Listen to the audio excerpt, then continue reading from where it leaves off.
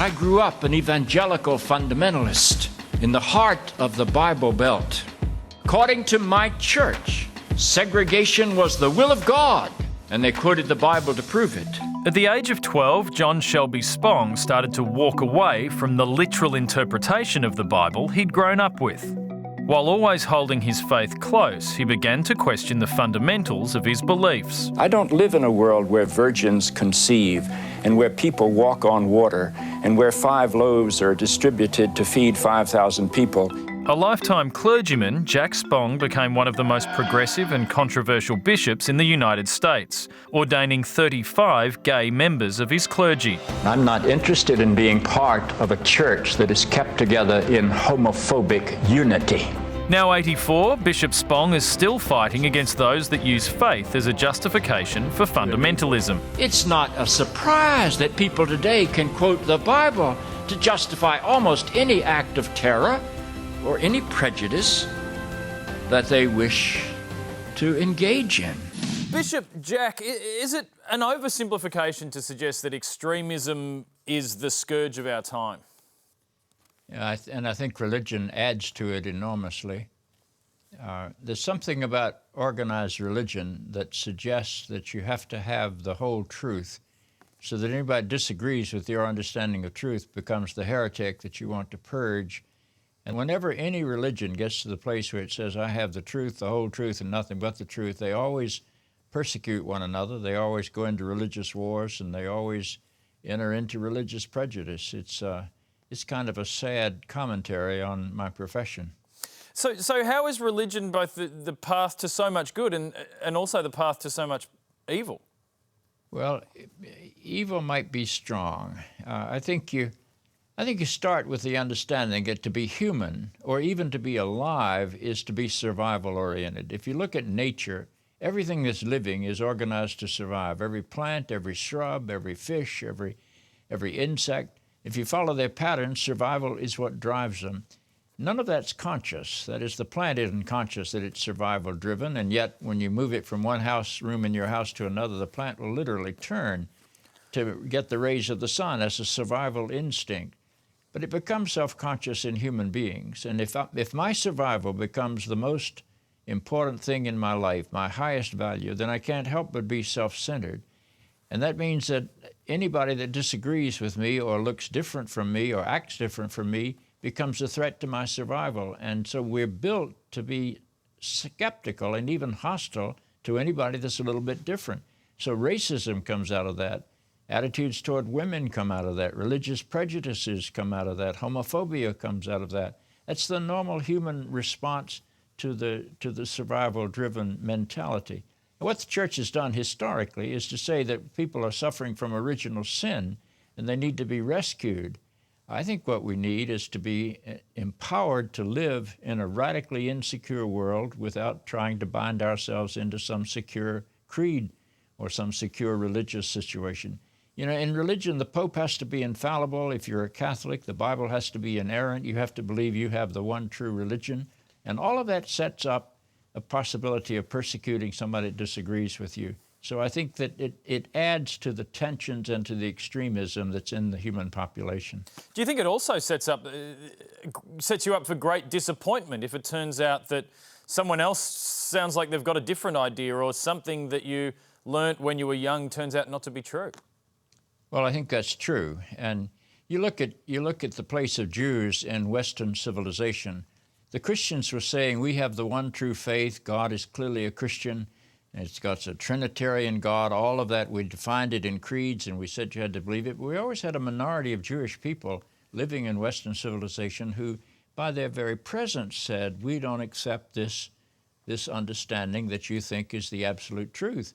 And so what we did was persecute Jews throughout Christian history. The record of Christian attitudes and activity toward Jewish people over the centuries is an abominable record. I sometimes feel that we Christians need to bow before every Jew we see and say, please forgive me for what things we've done to you in the name of the one we call Christ, who was, ironically, a Jewish person.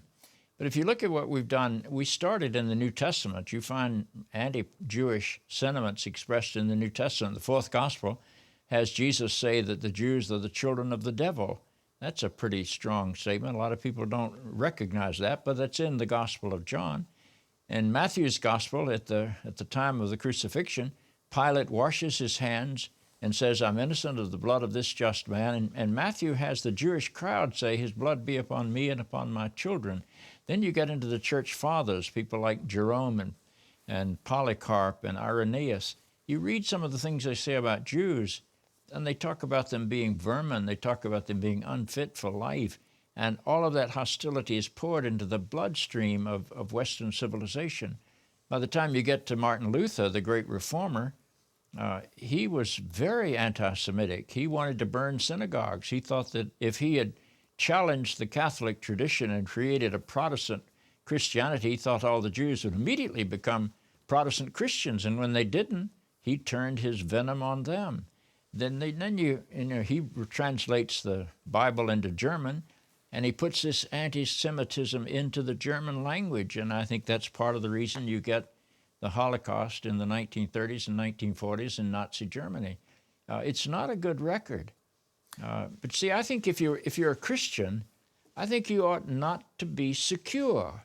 The idea that Christianity gives you peace of mind or gives you security, I think is an idol that we need to get rid of. What Christianity gives me is the courage to step into the unknown in the midst of a radical insecurity of life and to live with integrity. And that's a very different thing. If we could get the Christian church to begin to offer that as the goal for our people, I think we'd be in a much better position. But so many extremists began as young people who were fed one specific ideology, and you yourself at least can relate to that. Your upbringing was quite similar to that. That's correct. I was raised in a very fundamentalist Anglican family. We sort of said things like you'll hear in the Archdiocese of Sydney. We were sure we had the truth. We were sure the Bible was the absolute Word of God. And we used it to build our security, but to tear down a lot of other people. I was taught when I was a child that segregation of the races was the will of God, and the Bible was quoted to prove it. I was taught that women were inferior by creation to men, and the Bible was quoted to prove it. I was taught that it was okay to hate other religions, and especially the Jews, and the Bible was quoted to prove it. And then I was taught that homosexuals are either mentally sick or morally depraved, and the Bible was quoted to prove it. I spent most of my life trying to overcome these. Usually when somebody has that kind of load of religious negativity put on them, when they break out of it, they cease to be religious at all. They become totally non-religious. For reasons I don't fully understand, I was never able to do that. So I felt a compelling need to challenge the negativities that was in the Christian faith that I grew up in and that I treasure today. When I read the Bible, I see a very positive message. I don't see a message of everybody wallowing in sin and needing to be rescued and saved. I see a picture of people who are incomplete and who need to be empowered to live more fully and to love more wastefully and to have the courage to be all that they can be. And the mark of the Christian to me is not making everybody agree with you, but accepting everybody just like they are and walking together as brother and sister in the path that is set out before us. And if we could get people to see that God is not a noun that needs to be defined, and we have all these arguments about what God is. God is a verb that needs to be lived.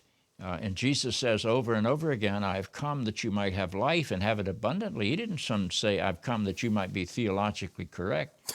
And I think we've got to get into a different place if we're going to appeal to the generation that is marked by my children and today my grandchildren.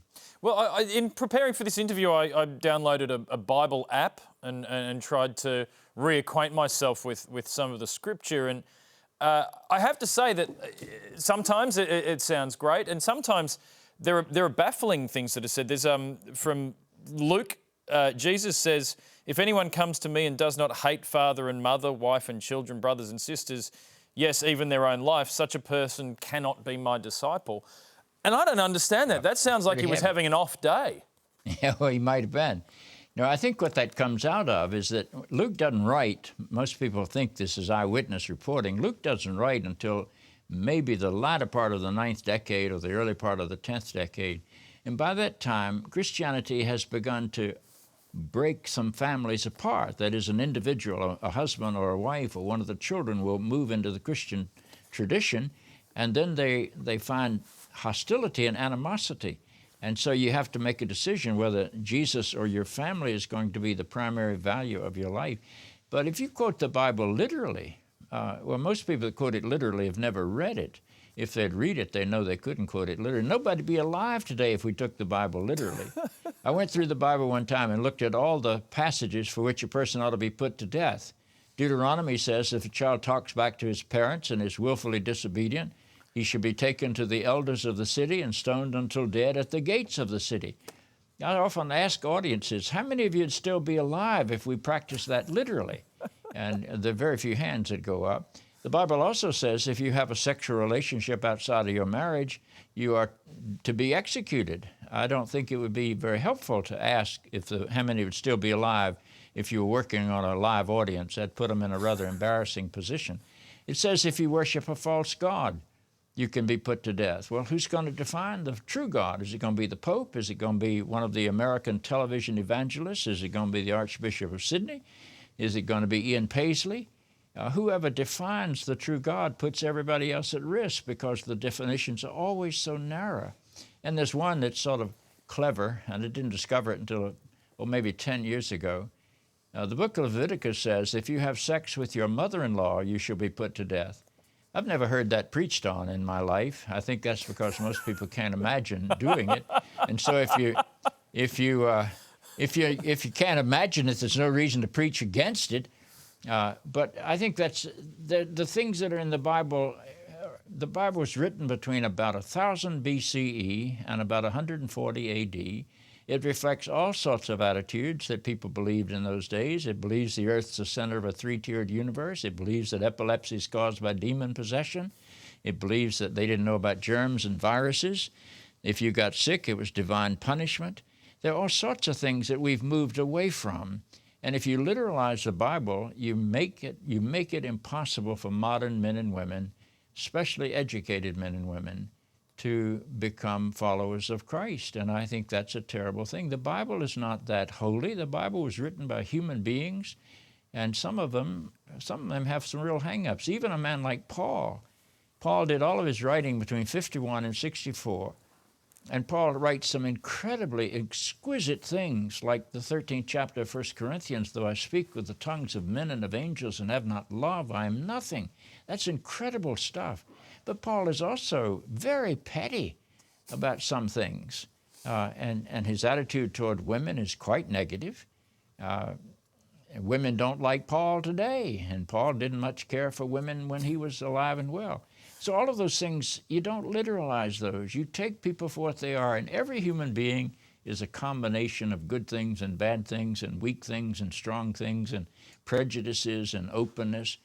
And so you don't literalize anything that anybody says. Paul would probably be the most surprised person in the world to know that people would read from one of his letters and say, this is the word of the Lord. It's the word of Paul. It's not the word of the Lord. And Paul was a fragile human being with all sorts of hang-ups.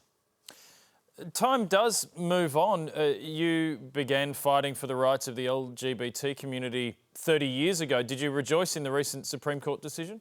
That's probably one of the happiest weeks of my life, was the 2 times that week the Supreme Court, first of all, it supported national health care for all people, or at least our American version of it, which still isn't quite as thorough as the National Health Service in most of Europe and probably in Australia and New Zealand too. But that was just a great victory. For the first time, my nation suggested that health care was a right of citizenship and not a privilege for those who had the money to afford it. And I thought that was an enormous step into a deeper kind of humanity. But in the same week, we had that magnificent 5-4 decision by the court in favor of same-sex marriage, which means that nobody in America is now a second-class citizen. Yes, I rejoiced in that enormously. And of course, the religious community is divided, not as divided as they were 50 years ago. A recent poll showed that 80% of the millennial generation, that is anybody who achieves the age of 21, born in the 20th century but achieves the age of 21 in the 21st century. A poll done with them showed that 80% of them favored this Supreme Court decision. So it's a matter of moving the prejudices of the elders away and letting the process take place. But it's a battle we fought, and it's a battle we've now won. Even the Conservative Party in America is glad to get that off their plate because it's a losing issue politically, and that's a rather remarkable thing. The vote was only 5-4 on the court, but if you go back and read the history of the court, this is just the beginning where they've turned into a whole new direction. Nobody's going to go back on that decision. You began fighting for same-sex marriage in the 80s. How different was the debate then? Well, I was thought of as pretty strange. For a person who was a bishop of the church to be championing the rights of gay and lesbian people in our rather homophobic society was considered a rather radical and controversial thing. I've gotten 16 death threats in my life, and almost all of them came out of that debate. When you put yourself at the side of those who are prejudiced, the victims of prejudice, you share in the hostility that people have for those victims, and you begin to feel how difficult this is. I can't imagine what it was like to grow up as a gay person and have the whole society say that in word and in deed you're just really abnormal. We started fighting this because what happened in my life was that I was clearly homophobic. And I had several experiences with gay people that were transformative experiences for me. That is, they were life-giving people for me. They opened my eyes and my mind to see all sorts of things I hadn't seen before. And I suddenly realized that I couldn't possibly be an effective bishop and continue to be a prejudiced, homophobic person. So I decided I didn't know enough about sexual orientation. I called up a friend of mine who was a doctor at the Cornell Medical Center in New York City, and I asked him if he'd be willing to undertake the education of a bishop on issues of sexual orientation.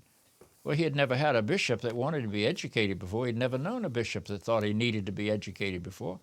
And that sort of thrilled this man, and so he decided he would do this, and he worked with me for about 6 months, and I read all the research papers they had at the medical school, and I came away with a lot of convictions that I had not seen before. One was that nobody chooses their sexual identity.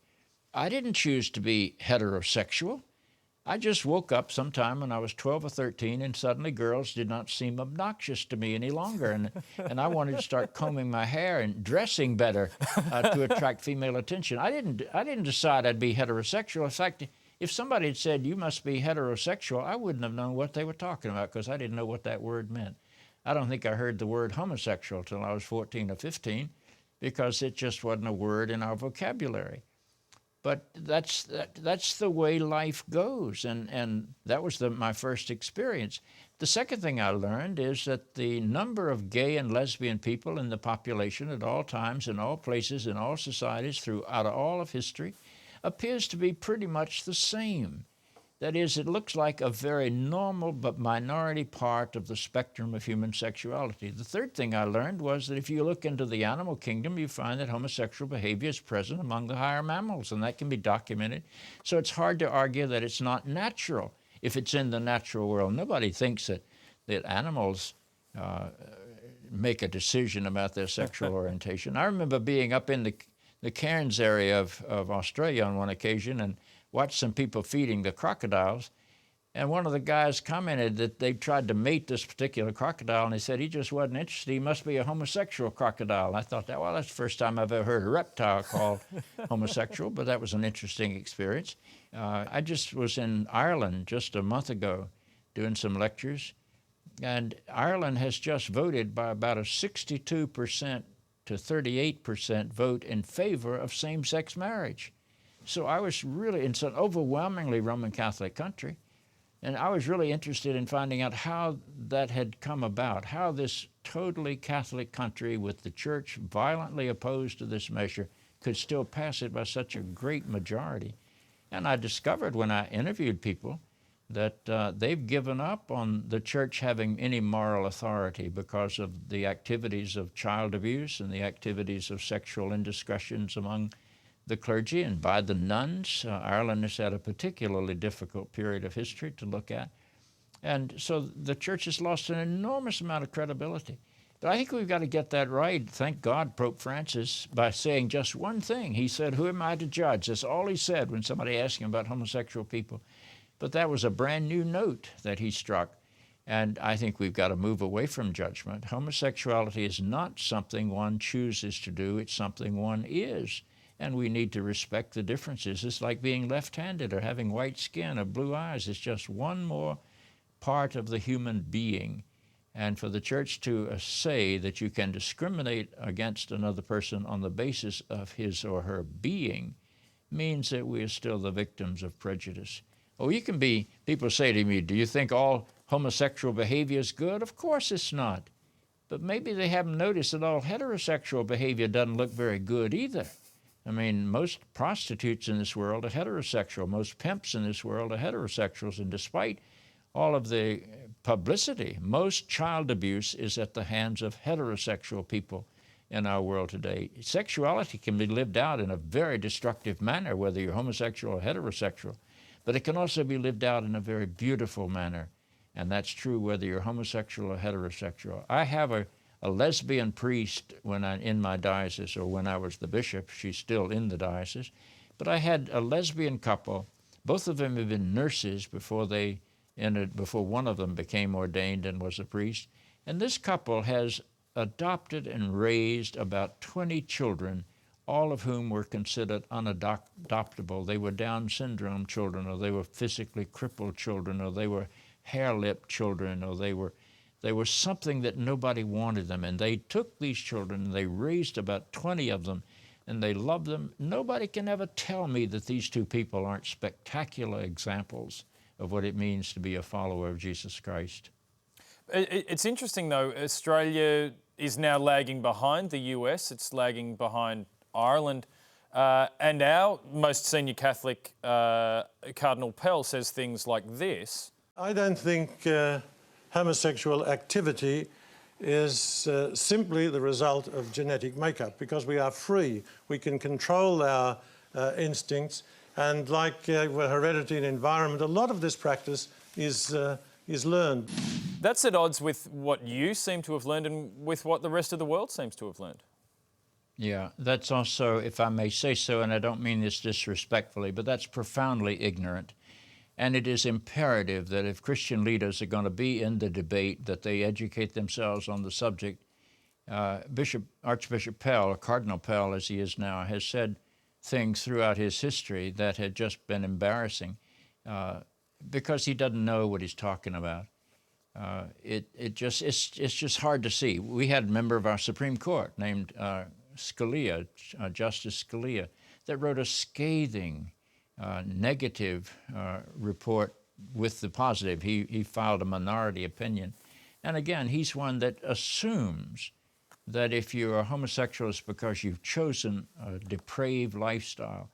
I don't know of a doctor or a scientist in the whole educated world today that would affirm that point of view.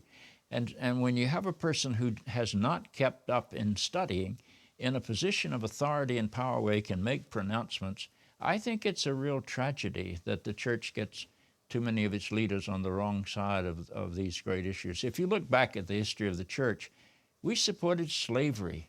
We supported segregation. We supported treating women as second-class citizens. We supported the divine right of kings. We supported persecuting left-handed people. We supported oppressing gay and lesbian people. And in every one of those instances, we did so out of cultural ignorance, because we had not yet challenged the prejudices that had been handed down. And it takes the secular society's knowledge to challenge those. And finally, the church, always late, finally comes on board. The Anglican Church in the United States has overcome its homophobia. I can honestly say today that the Anglican Church is open to gay and lesbian people, open to gay and lesbian marriage, open to full participation of gay and lesbian people, including ordaining gay and lesbian people into the priesthood. When I retired from the Diocese of Newark in the year 2000, I had 35 out-of-the-closet gay and lesbian clergy serving in my diocese. 31 of them lived openly with their partners, and they were incredibly gifted, loving, caring priests, who frequently would work in some very difficult urban settings where nobody else would be willing to go and work, and they would transform some parts of urban America. I take my hat off to them. I was proud of them. I was proud to be their bishop, and I was blessed by my knowledge and friendship with these people. Bishop Jack, just one more question before I let you go. Why are there no jokes in the Bible? Well, I think that there are a lot of people that think there are a lot of jokes in the Bible. Elton Trueblood, a great Quaker scholar in the United States, wrote a book one time called The Humor of the New Testament, and he pointed out all sorts of things that he thought were originally jokes that were misunderstood. I'm not sure I can refer to any of them at this point. The Bible is about life. It's not about religion. Religion can be a grim subject.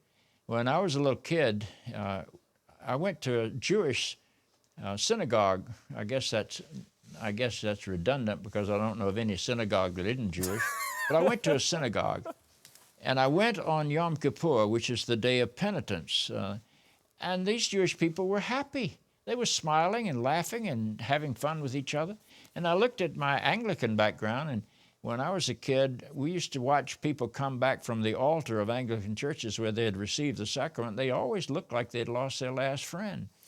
I remember saying that to a doctor friend of mine, whose name was Ed Robinson. I said, Ed, why is it that all these people look like they've lost their last friend when they come back from receiving communion? Why is that not a happy moment? And he said, doctor that he was, that isn't what they look like to me, Jack. And I said, what do they look like to you? And he said, they all look to me like they're suffering with hemorrhoids. Well, it's the same problem. You know, they look miserable. He went on to say that every clergyman and every doctor ought to have hemorrhoids because it puts a look of perpetual concern on their faces and causes them to walk with an air of quiet dignity. And so I've always remembered that little aspect. But, you know, I think church ought to be a joyful place. We ought to come and celebrate life. We ought to celebrate joy. We ought to celebrate love. We ought to celebrate forgiveness. Instead, we come to church and we beat ourselves on the breast and we call ourselves miserable offenders and we say there's no health in us. We say we are not worthy to gather up the crumbs under the table. I don't think that's going to produce good life. I don't think you'd treat a child that way. I've never known a human being to be helped by being told how miserable and wretched he is. We can't even sing Amazing Grace without reminding ourselves that the reason God's grace is amazing is that it saves a wretch like you and me. We kind of constantly are insulting our humanity. The Christian story says God created life and it's beautiful and wonderful. The Christian story says Jesus is the incarnation of love. If you look at the Jesus story deeply enough, you'll find that he's betrayed and he loves the betrayer. He's denied, he loves the denier. He's forsaken, he loves the forsaker. He's tortured, he loves the torturers. He's killed, and he loves the killers. I don't know how any better you can portray Jesus as saying, no matter who you are, no matter what you've done, you are still the object of the love of God.